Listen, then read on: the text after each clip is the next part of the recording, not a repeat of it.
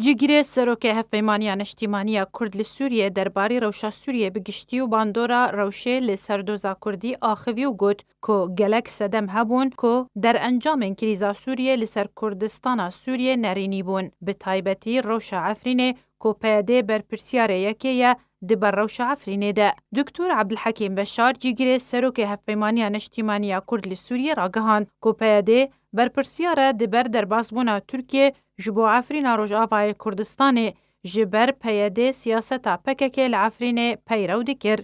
و پککه لجم امریکا دلیسته ترور دیه و به تو آوائه کی تو دولتک رازی نابه پککه لنزیکی سینورن وی هبه. درباری وگر لشکر روج جبو روجاوای کردستان دکتر عبدالحکیم بشار گوت که حتی وکنها آلیه بفرمی لدیجی وگر لشکر روژه جبو روجاوای کردستان پیادهیه. درباری آواکرنا نافچه آرام جیگیری سروک هفپیمانیا نشتیمانیا اپوزیسیون سوریه گوت که لگوری اماجیان نافچه آرام بسرپرشتی امریکا و ترکیه ویوره آواکرن و ارکال سر آلین کردی لگوری پیشهاته نو ده هفکیشه نافچه آرام ده سیاست بکن. هر وها دکتر عبدالحکیم بشار گوت که بریاره پیاده درباری نافچه آرام نه ده دست ویده و اگر روشا سوریه به تمامی وره چاره سرکرن ویدمه بهتر سرکرده پیاده جهوان روجاوای کردستان نامینه و وگرنه جهه کجی هاتنه و آلی گرو اندام پیاده و وگرن مالین خواه